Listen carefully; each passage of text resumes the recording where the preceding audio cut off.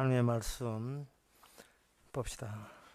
하나님의 말씀은 신명기 14장 24절에서 26절까지입니다.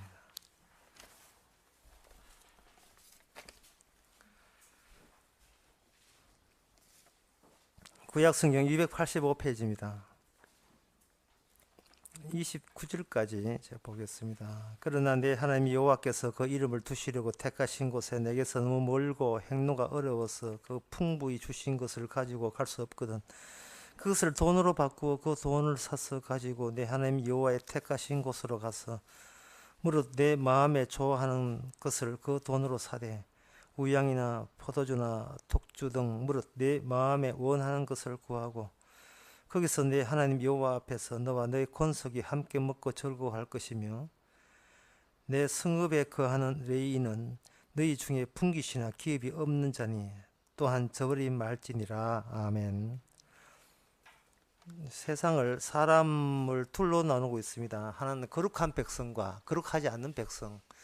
하나님께서 이 사람의 종류를 둘로 나누는 것은 근거가 있습니다. 그 근거는 언약이란 이름으로 우리에게 주어졌습니다. 언약이 없는 백성은 속되고 더러운 백성이고 언약이 있는 백성은 거룩한 백성이다.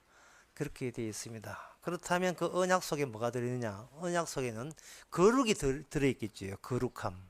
이 거룩함이라 하는 것은 하나님의 전하는 소식에 의하면, 하나님의 계시에 의하면 그 거룩은 지상에는 없고 하늘에만 있는 걸로 그렇게 알려져 있습니다. 그것을 알려주는 그 증거가 이 지상에 이미 여러 번 주어졌는데 그 중에 하나가 노아의 홍수였습니다.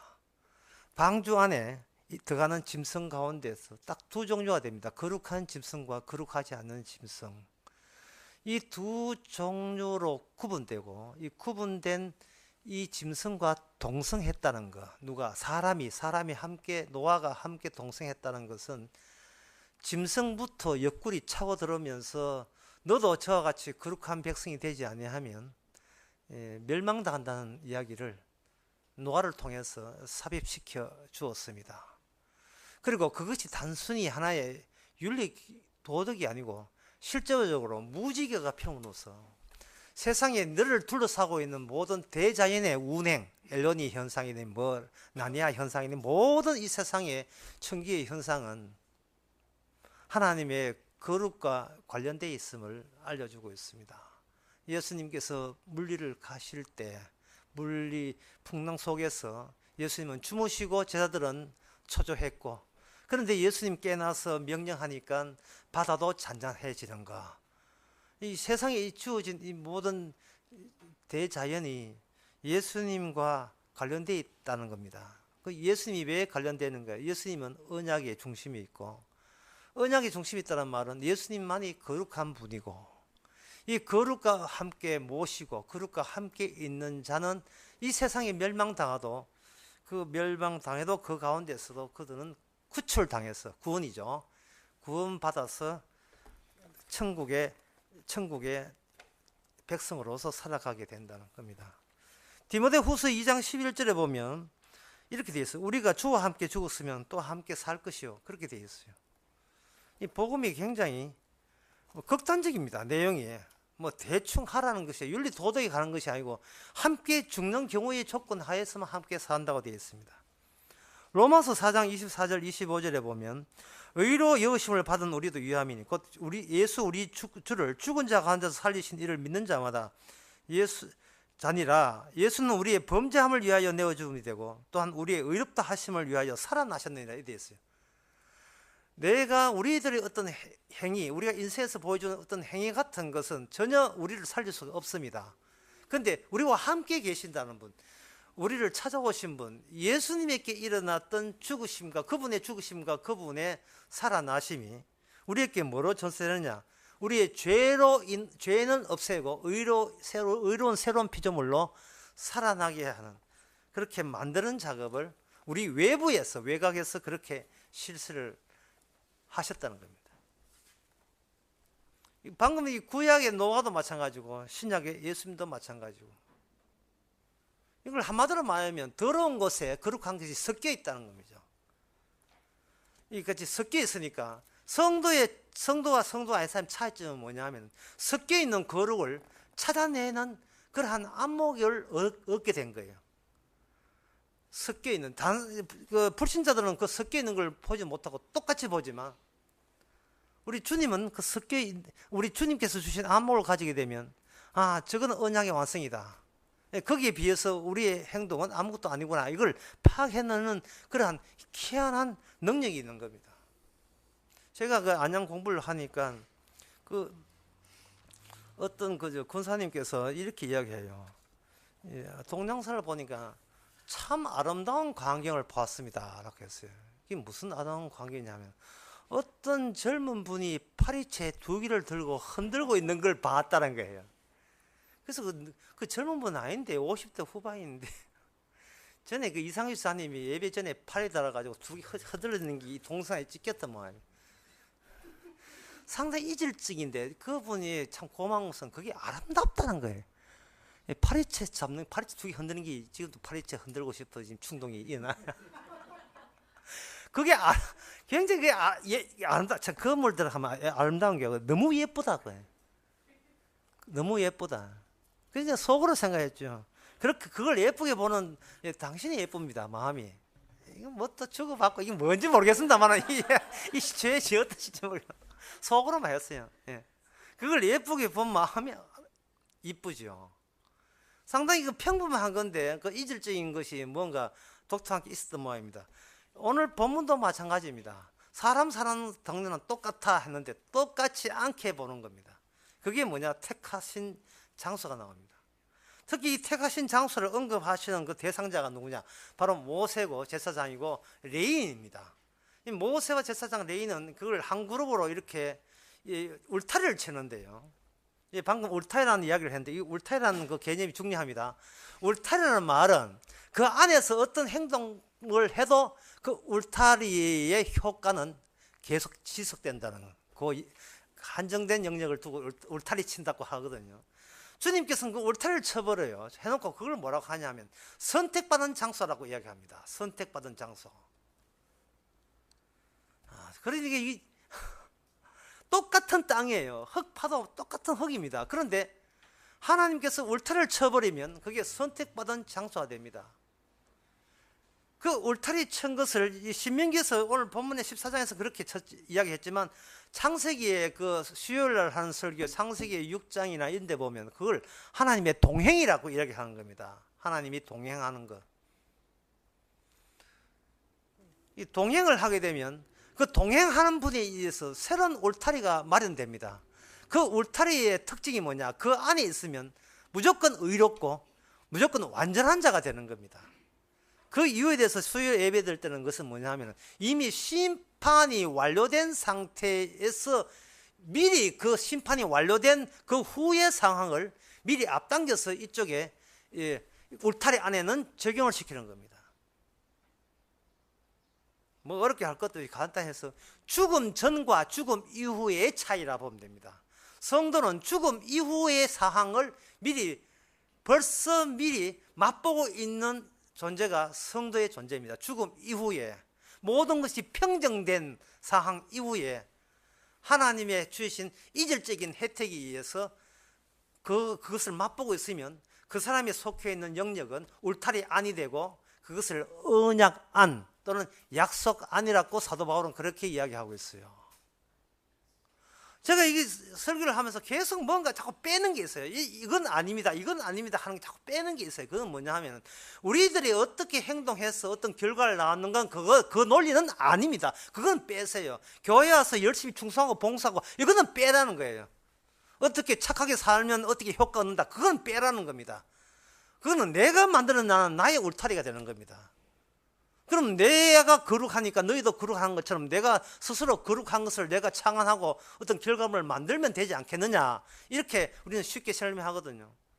제가 기독교 2000년 동안 신학책을 이렇게 보게 되면 뭐 오류가 전부가 오류인데 그 대표적 오류 중 하나가 내가 거룩하니 너희도 거룩하라고 하는 그 베드로전서나 그 신명기의 말씀대로 실천에 옮긴다고 본인이 스스로 거룩한 행동에 나서는 그것을 장려하는 식으로 교회의 존재의 의의를 갖더란 말이죠. 교회 목사가 있고 장로 집사가 있는 이유가 뭐냐? 거룩하지 않은 너희 여러분들을 거룩하게 만들어서 천국에 넣어주기 위해서 이 거룩을 장려하는 집단적인 행동 단체를 우리가 있으니 우리한테 배워서 그 거룩하는 방식을 배워서 여러분들도 구원 받으세요 하는 식으로 2000년 동안 교회 역사가 꾸준히 정당성 가지고 버티고 있는 겁니다.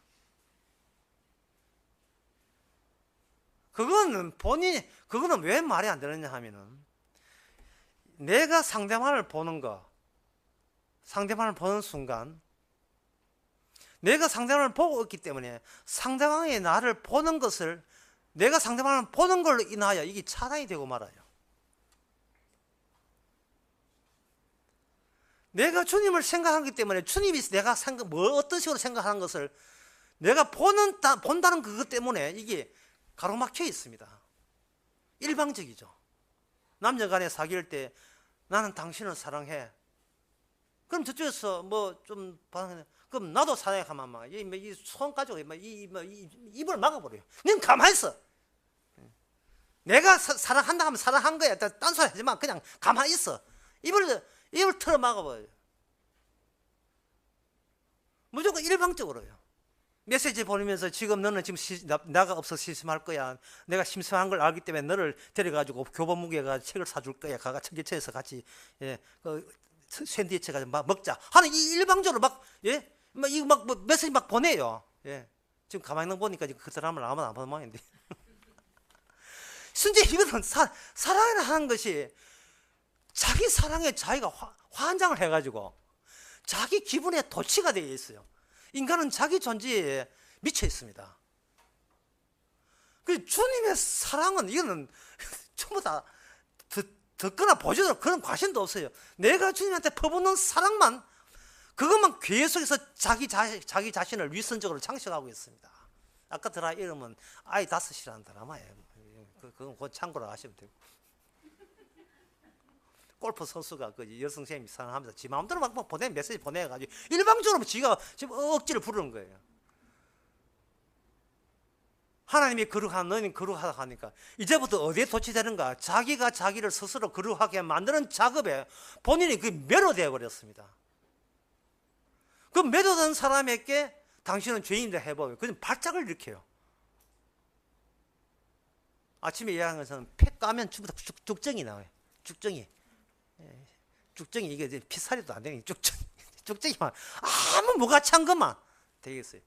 너무 정신이 팔려. 자기가 자기를 거룩하는 그 목표점 본인이 정하고 이쯤 하면 이제 거룩할 거야 라고 그 측정과 점검과 검열을 본인이 해요. 본인이. 사람이 자기 행동을 검열하는 것은요. 그 프로이드의 정신분석에 의하면 어릴 때부터 있는 가정교육 환경이 초자란 이름의 양심으로 구축되어 가지고 그렇게 늘 자기에게 감시를 한다는 겁니다. 근데 이거는 사람마다 다 다르거든요. 환경이 다르기 때문에 다 다른 거예요. 이거는 이질적이 아닙니다. 이게 뻔히 보인다는 게 이게 문제예요. 조금만 노력하게 되면 저 거룩을 이룰 수 있는데 그렇게 되는 거예요. 만약 어떤 교회에 공중 기도를 하는데 너무 잘해요. 이건 5분 10분 지났는데도 불구하고 진짜 목사가 총을 치고 싶을 정도로 막 하면 막 발동 걸려가지고 주르르 막 나오는 거예요. 그러면 이제 다른 사람들이 야 기도 잘한다. 저도 기도에 그 연수 도대체 얼마나 기도에 훈련을 했으면 저렇게 되었을까. 이렇게 하는 순간 다른 사람은 그 사람이 기도에 하나의 목적점이 되어버려요. 그렇게 할 때 거룩해지는 것처럼 착각이 되어버립니다. 사람이 자신의 거룩의 모델로 등장한 거예요. 그거는 이질적인 게 아니고 눈에 뻔히 보이는 거예요. 그러면 좀 옥이 있는 사람, 아주 보면 남한테 지기 사랑 솔다 같은 그런 사람 있잖아요. 지기 사랑 믿음의 지기 사랑 뭘 다 알아야 되는 것처럼 이렇게 지기 싫어하는 사람 같으면 기어이 내 저걸 알고야 말리라. 그러면 그거 알면 거룩해집니까? 스스로 그만 거룩해서 착각하는 거예요. 어떤 사람이 이솝 이야기할 때 토끼와 거북이하고 이야기를 했거든요. 어릴 때 많이 들었는데 토끼와 거북이 잠을 자고 이렇게 하니까 요즘 애들이 얼마나 똑똑한지 이런 이야기를 했어요. 엄마, 왜 토끼하고 거북이하고 같이 경쟁하는데 이거는 불공정한 경쟁이라는 거예요. 토끼는 토끼대로 놀아야 되고 거북이는 거북이대로 놀아야지. 그 경쟁이 안 되는 걸 왜 껍이 자는데 왜 붙이느냐는 거예요. 그 말이 맞잖아요. 예, 이솝 나온 지가 2,500년 됐는데 아무도 그걸 시비 건 사람 요 근래 누가 내가 본 적 있어요. 이게 무엇을 의미하냐면 교회 와서 천사처럼 되려고 해봅니다. 해보다가 마지막 안 되면 핑계가 뭐냐면 주여 부족한 죄인이다 하고 끝나버려요. 자기가 문제내고 자기가 채점해야 100점이고 이거는 하나님이 뭘 거룩하는지를 도통 볼 줄 몰라요. 하나님의 거룩은 뭐냐? 낮아지심입니다. 낮아지심이에요. 왜 그런데? 왜 근거가 뭐냐? 예수님은 하나님의 본체시나 그걸 거부하시고 죄인이 돼서 십자가에 죽기까지 낮아지심이에요. 방향이 다르잖아요. 방향이. 막이 들린 우리들이 추구하는 너희는 거룩하다 나야 거룩하니 너희들 거룩하다의 그 추구 방법과 너는 경건에 경건을 더하고 사랑을 더하고라는 베드로 전서에 나오는 이야기 그거는 계집이 채택이 되고 그게 채집이 될 때 그 경건과 거룩을 자꾸 주위에서 찾는 거예요. 맨날 권사님이 돼가지고 우리 그런 거 안 없어 그런 것은 안 없어서 참 다행입니다. 그래서 내가 맨날 바자 열고 고안 방문하고 맨날 기도하고 이게 돌보고 전도하고 열심히 하는 일이 없어서 그래요. 하는 별다른 직업이 없어서 그래요. 더 이상 교회에서 사랑받게 내 관심 끌고 하는 이야기입니다.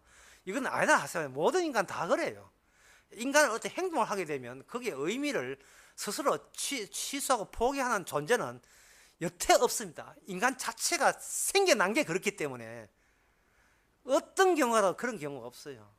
주께서 거룩과 경건을 언급하는 것은 네 주제를, 네 정체를 드러내라 그런 호소입니다.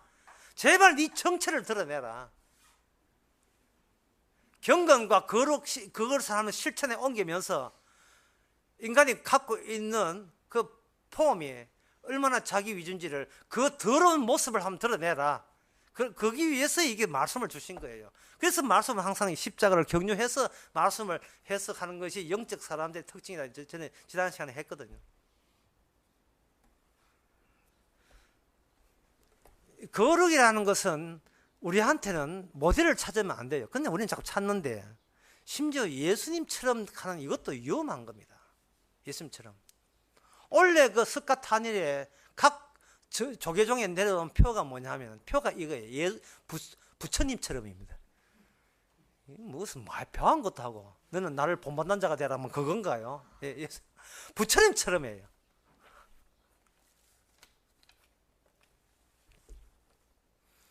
예수님처럼 갈 때 그 예수마저 우리가 이해하는 고사한 것 다 끌어모아서 한데 집어넣은 가짜 예수, 인형 같은 그런 인형 같은 예수가 되는 겁니다. 진짜 예수님은 우리가 찾고자 할 때는 그 현장에 없습니다. 그래서 지난 시간에 택한 자는 이동한다 이렇게 이야기했죠. 택한 장소, 하나님과 인간이 만난 택한 장소는 자꾸만 이동한다. 그걸 다른 말로 출몰한다고 이야기했습니다. 그런데 출발한 현상이 뭐냐 하면 본인이 예상 못한 실수나 죄가 새롭게 발체될 때 완벽의 완벽을 구하는 늘 구하면서 완벽의 완벽을 찾는 내가 세상에 이런 실수와 이런 죄성이 있는 것을 어떤 짜릿한 순간에 그 새롭게 알 때 그게 바로 주님과의 만남의 순간입니다. 고상 떨고 거룩 떨고 경건 들 때는 주께서는 그거는 주님 말고 좀 따로 놀고 있는 거예요. 그러면 그 노는 그게 따로 했을 때 만나는 접촉 지점이 어떤 특징이 있느냐? 그게 뭐냐면 오늘 본문과 관련되어 있습니다.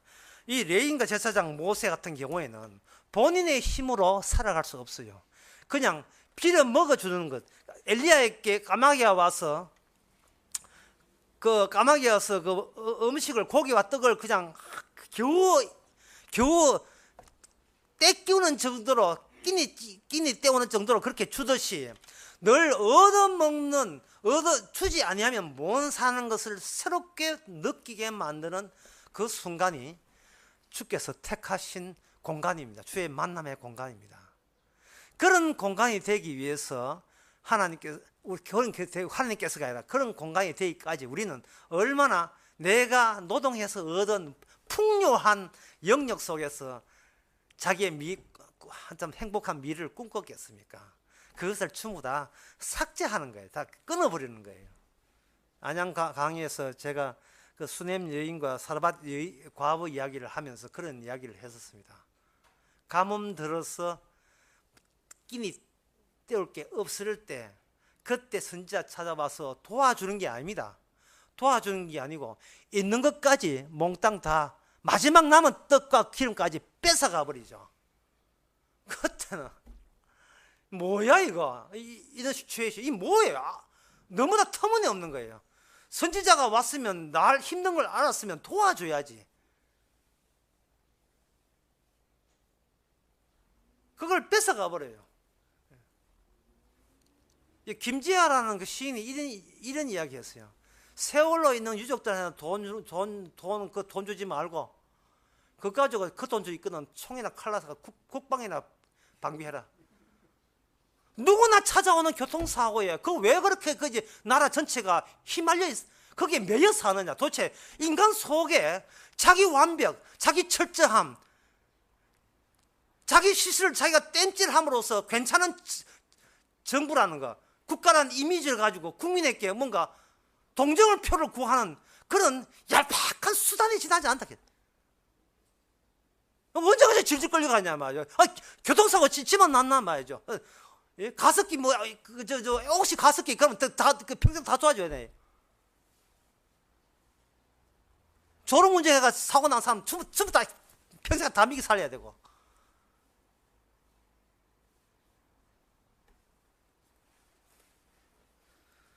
그러면 이웃 사랑이 문제. 이웃 사랑이 누굴 죽인 줄 알아요? 이웃 사랑의 최고의 강자가 누구냐? 바리새인입니다. 그들이 누굴 죽였습니까?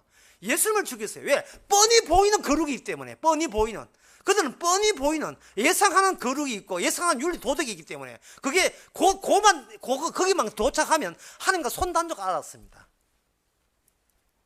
하나님께서 오늘 말씀하십니다. 네가 어디에 네가 만약에 제사를 드리고 있거든, 양을 몰고 가고 너무 멀거든, 돈 주고 사가지고 양으로 바꿔와서 그걸 드릴 건 드리고 하나님의 부여받은 양 가지고 왕고기 가지고 맛있게 먹어라. 심지어 독주나 포주까지 사가지고 이것도 하나님의 은혜다 생각해서 마음껏 먹으라 하는 오늘 본문 내용이거든요.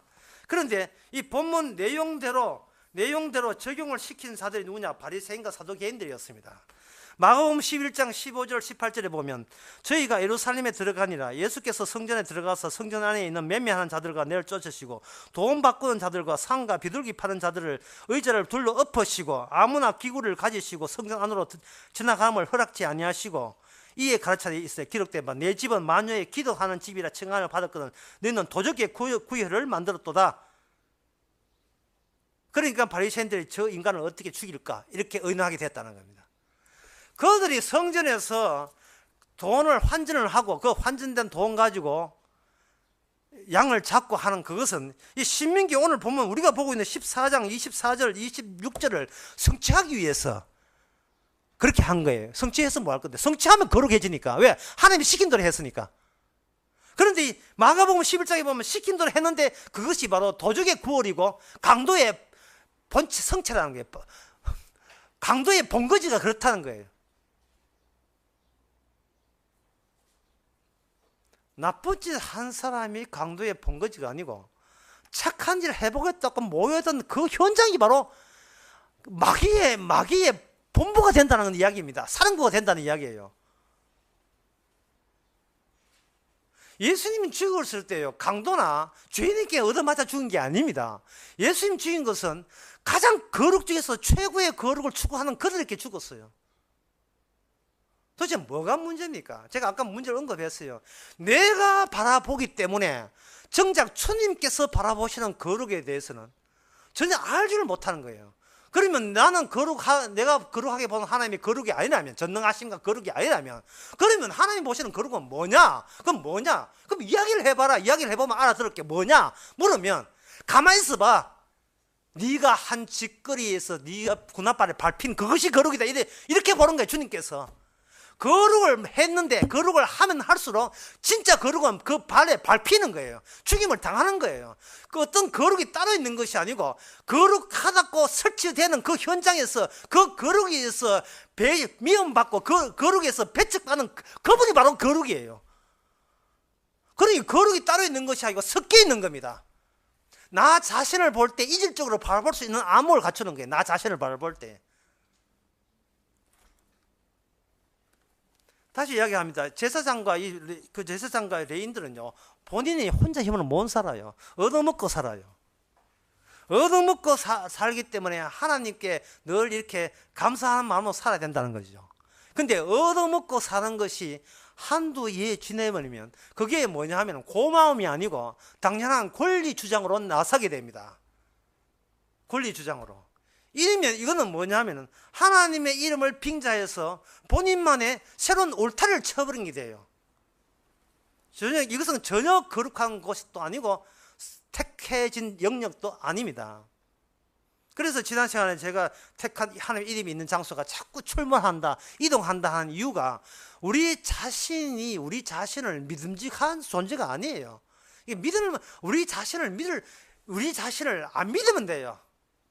우리 자신을 안 믿을 때 비로소 보이는 게 뭐냐? 주께서 우리를 보는 시선이 그때 보입니다. 촉 잡고 십자가 믿고 예수 믿고 하나님 믿고 아까 용을 서니까, 용을 서봐야 뭐 이제 화장실에 가고 생각이 더 들지 뭐. 맨날 삐질 흘리면서 용을 서거든요. 아까 쉬는 시간에 이야기하는데 지난번에 파리가 한 마리 있었는데, 파리 잡으려고 그렇게 장정들이 해도 못 잡았는데 우리 어머니가 이제 파리를 잡았답니다. 제가 농담삼아 했죠. 그 파리가 야빴다는 거죠. 할머니라고 야빠가지고 잡히는 거예요. 우리가 너무 장애돼서 너무 가치를 높여놔가지고 마귀야 오늘 한판 붙자. 내 실력이 어느 정도다. 마귀는 하고는 잼이 안 됩니다. 주님이 계신 곳이 십자가라면 그 말은 뭐 뜻이냐 하면 우리는 아무 권리도 없고 어떤 요구할 수 있는 입장도 못 된다는 걸 아예 낮아버리면 온 천지가 거룩이고 온 천지가 경건인데 온유와 화평과 자비인데 이 온유와 화평과 자비를 자기 힘으로 용을 쓰면서 바른 일을 하면서 온갖 바자회까지 열어가면서 그걸 실천하려 하니까 이거는 바리새인보다 더 되겠어. 사인새인 정도 거기로 가는 거예요. 그건 택한 장소가 아닙니다. 주께서 확 엎어버리, 이 강도에 그걸 엎어버립니다.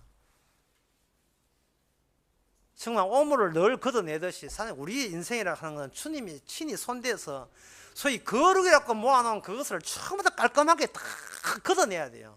그리고 이것만 명심하시면 되는 겁니다. 우리는 돌아보면 다 실수고 돌아보면 다 어설프기 짝이 없어요.